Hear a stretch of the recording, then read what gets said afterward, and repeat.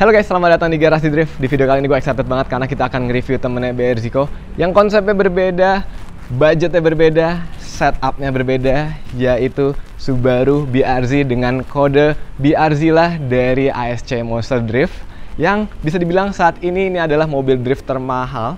Dan kita nanti akan tahu alasannya kenapa mahal, karena kita akan nge-review mulai dari eksterior, interior, kaki-kaki, hingga ke bagian mesinnya. Dan nanti di akhir video kita akan dengerin suara V8-nya yang enak banget ini.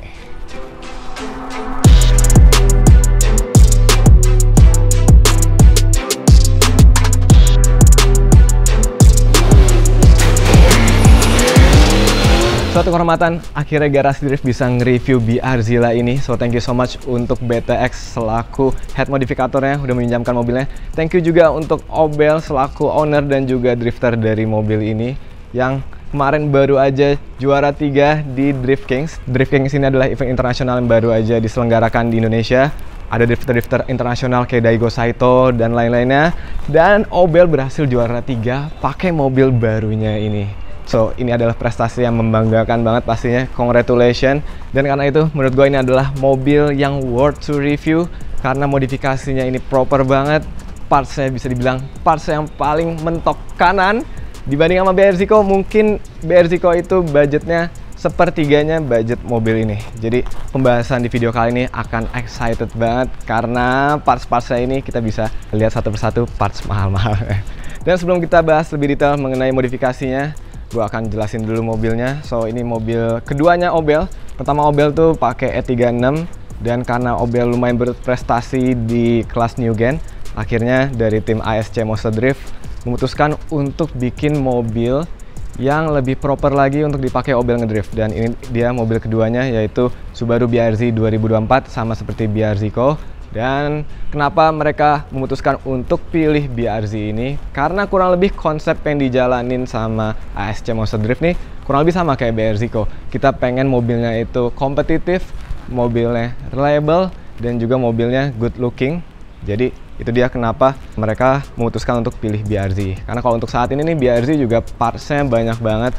Mau beli wise mau beli kaki-kaki, permesinan, apapun itu semuanya ready untuk dipakai di mobil ini. Dan karena itu mostly dari parts yang dimodif di mobil ini semuanya plug and play. Menarik banget. Bahkan ke mesinnya pun, dudukan mesinnya PNP juga. Jadi ibarat kayak ngerakit Lego, ngerakit Gundam gitu ya. Karena cuman pasang tanpa harus di custom. Paling custom-customnya hanya di bagian roll barnya dan di bagian sasisnya. Karena sasisnya ini mostly udah tubular, udah di weight reduction, bahkan pemotongan bagian-bagian sasisnya lebih banyak dibandingkan dengan BRZiko.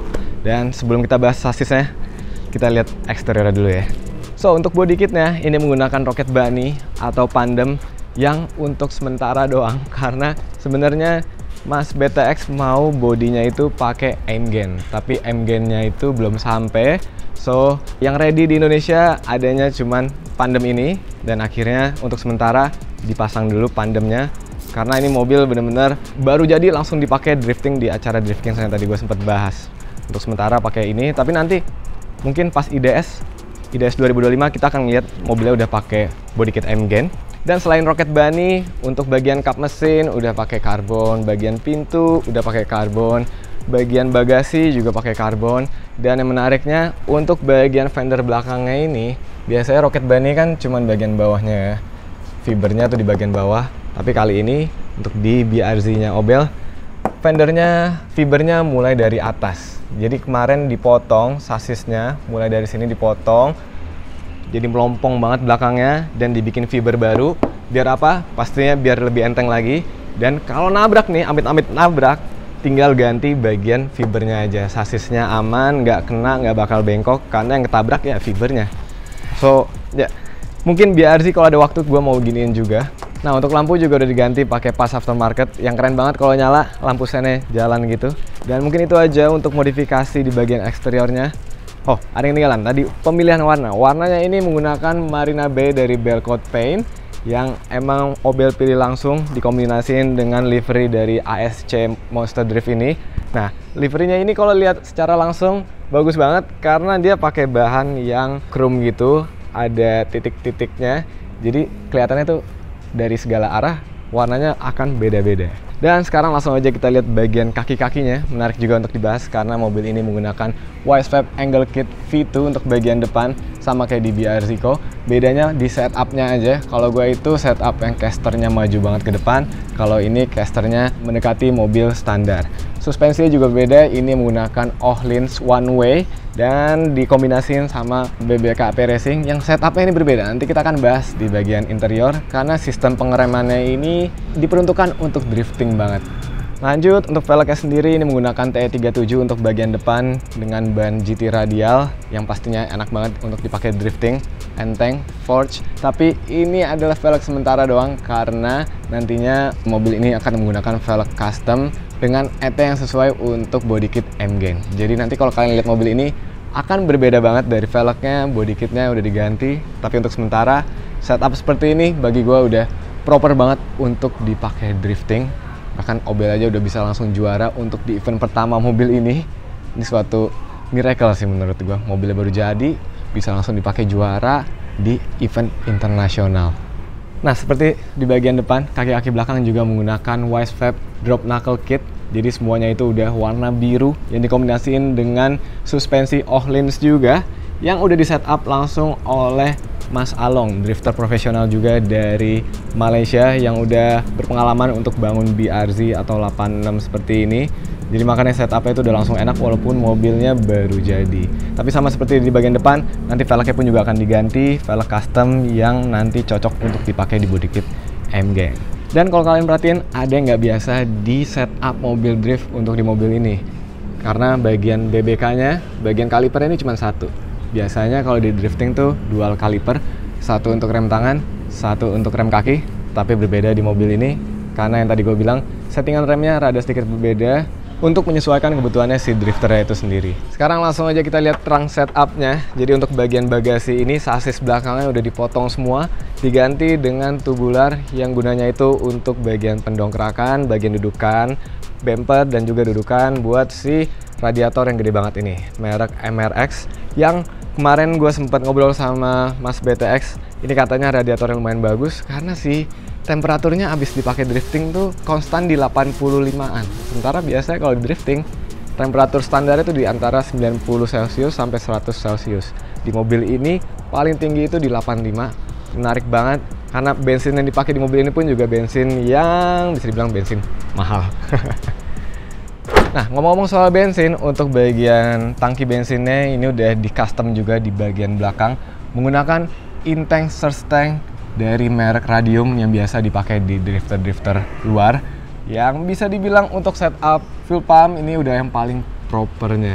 Nah, di bawahnya tangki bensin ini kalau kita sedikit ngolong kita bisa lihat quick change bulldog yang udah dipakai di mobil ini. Jadi mobil ini kalau untuk drifting di berbagai track yang berbeda gitu ya, udah tinggal ganti aja gear-gearnya seperti yang dipakai di cross tracknya Dipo. Pastinya udah enak banget, setupnya lebih mudah dan juga jadinya lebih proper lagi, beda dengan di BRZ Co.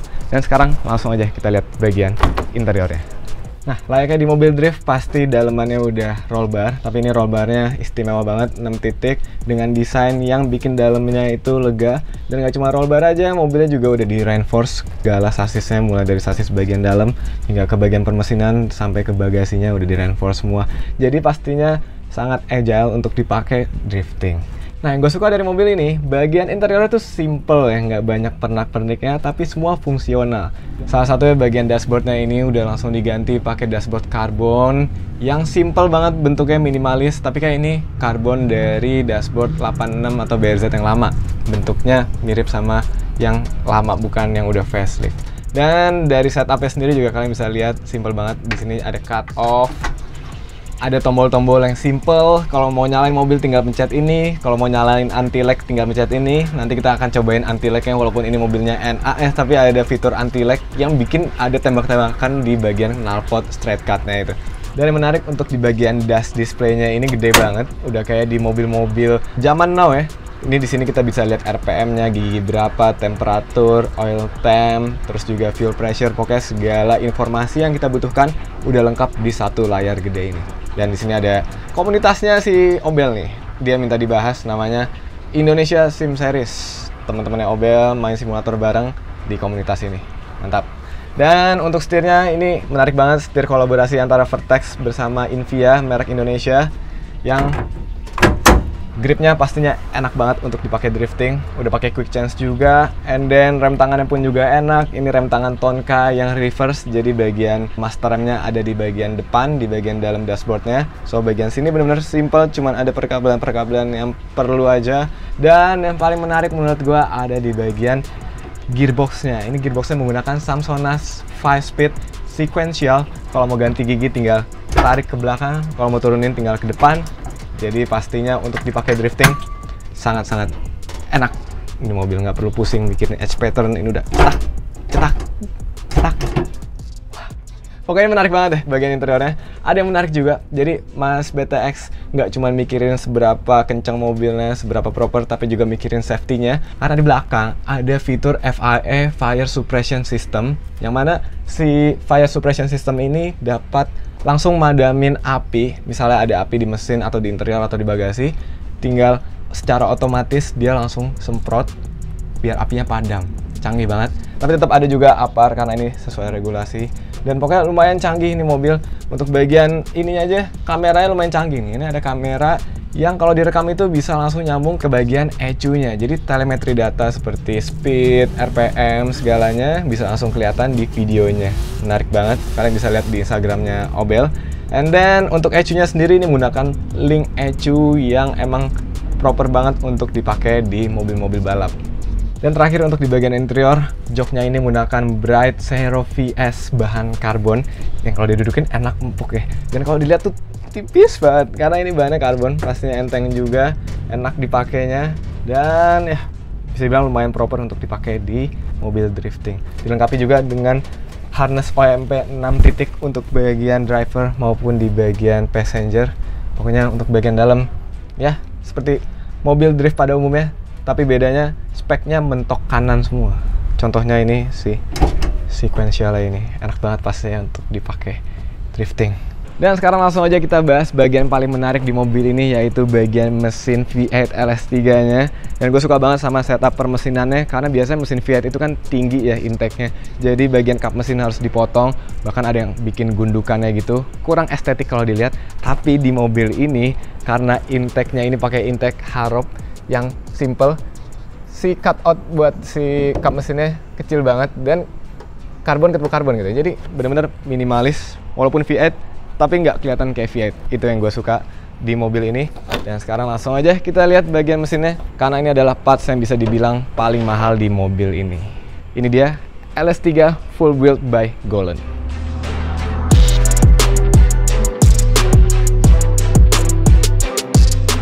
So menariknya mesin V8 ini, mesin ini dibuild bukan di Indonesia, melainkan di Amerika, di bengkel yang namanya Golon. Jadi si Golon itu emang spesialis buat mesin-mesin V8 seperti ini.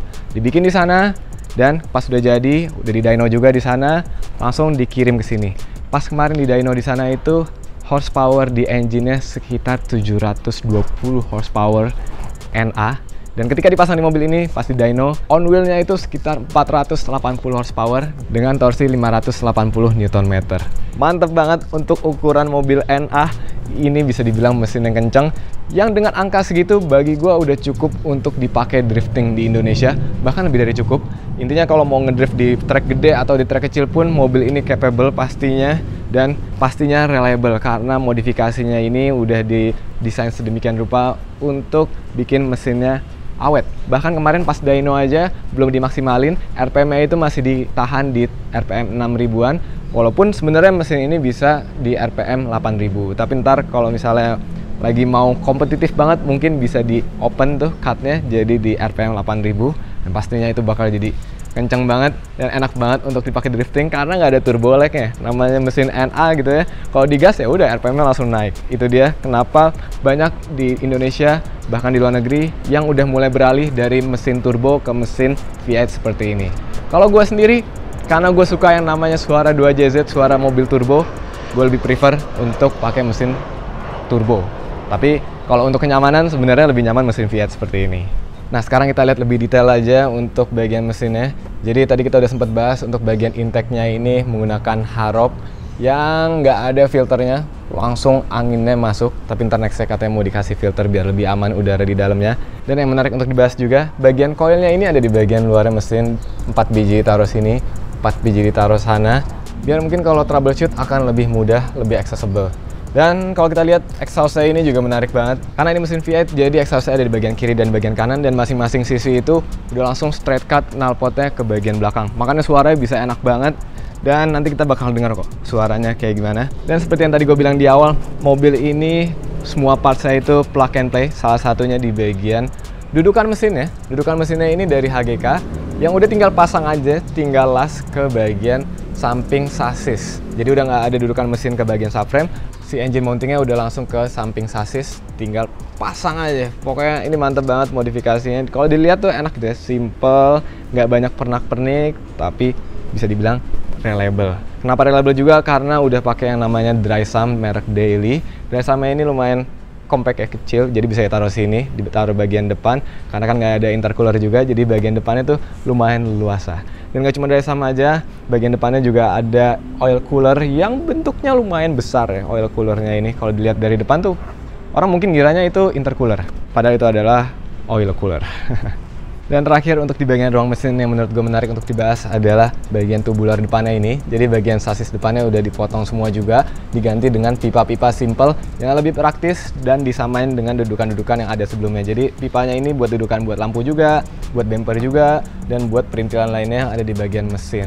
So, bisa dibilang ini udah mentok kanan juga untuk speknya di bagian mesin. Tinggal nanti fitur-fiturnya dibuka aja seperti RPM 8000 dan ya pokoknya masih bisa dimaksimalin lagi, tapi itu bukan dari hardware ya, melainkan dari softwarenya. Dan karena itu sekarang langsung aja kita dengerin suara mesinnya. Suara mesinnya ini bisa dibilang lumayan kencang, udah kayak mesin rotari karena ini straight cut. Kita coba aja ya, kita nyalain. Oke, sekarang langsung aja kita nyalain, simple banget, tinggal tarik cut off-nya aja. Udah on. Habis itu perhatiin giginya ada di berapa ini, gigi 3 kayak karena tadi kita mainin. Tinggal tekan aja. Gigi netral harus dipencet dulu, naik. Nah, udah netral, tinggal nyalain aja. By the way, ini untuk kopling dan remnya udah pedal box dari Wilwood. Makanya tadi yang gue bahas, pengeremannya pun juga udah bisa disetting sesuai dengan preferensi si drifternya. Dan kalau kita injek remnya nih, ini si rem hanya berfungsi untuk ke rem depan. Karena untuk rem belakang itu bisa diaksesnya melalui rem tangan doang. Kalau kita rem kaki, ya udah berarti itu cuman kaliper rem depan doang yang ngerem. Katanya sih itu salah satu setup yang enak juga buat drifting. Nanti mungkin gue akan coba. Tapi jelas karena ini pedal box, feel-nya lebih dapat lagi. Koplingnya berat, remnya berat. Ada yang suka, ada yang nggak. Kalau gue sih nggak begitu suka. Dan sekarang langsung aja kita coba nyalain. Bismillah, semoga aman. Kita pencet ya.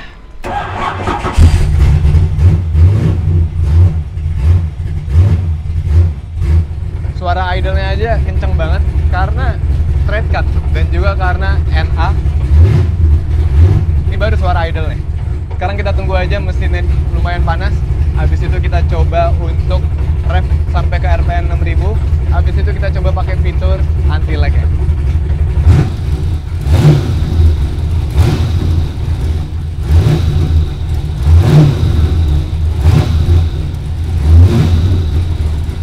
Oke, sekarang mesinnya udah panas. Langsung aja kita nyalain anti lag-nya. Sebenarnya karena ini mesinnya NA, anti lag-nya ini gak ada gunanya. Tapi ada gunanya untuk show off aja kalau mau bikin orang kaget. Karena katanya suara tembakannya itu benar-benar bikin telinga orang tuh sakit. Kita buktiin aja ya.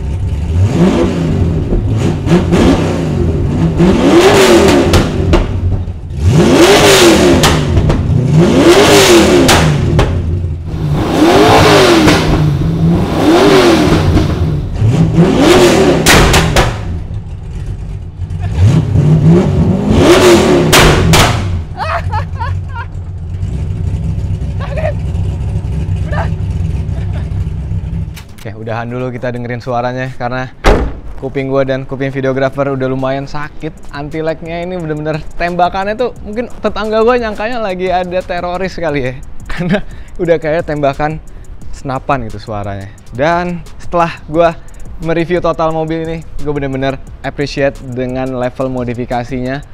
Mantep banget dari segi mesin, interior, kaki-kaki, bisa dibilang ini udah selevel sama modifikasi-modifikasi di Amerika sana ataupun di Jepang. Pokoknya ini mobil untuk dipakai di kompetisi luar bisa dibilang udah cukup banget dari segi kecepatannya, performanya, hingga ke segala jenis modifikasinya. Dan semoga mobil ini bisa jadi inspirasi untuk modifikator lainnya, untuk drifter lainnya, untuk bikin mobil seproper ini. Ya walaupun bisa dibilang ini mobil yang membutuhkan budget banyak, tapi dengan budget yang banyak ini justru malah bikin mobilnya kalau dimodifikasi bener ya bisa bikin awet, sehingga kita nggak perlu keluar duit lagi buat rebuild mesinnya, nggak perlu keluar duit lagi buat benerin hal-hal yang rusaknya karena mobilnya kan udah mentok kanan ya, kemungkinan rusaknya tuh dikit. Dan ini adalah jadi inspirasi gue juga untuk bikin BRZ-Co menjadi seproper ini juga parts modifikasinya, tapi perlahan karena kita butuh nabung dulu untuk bikin mobilnya jadi seperti ini.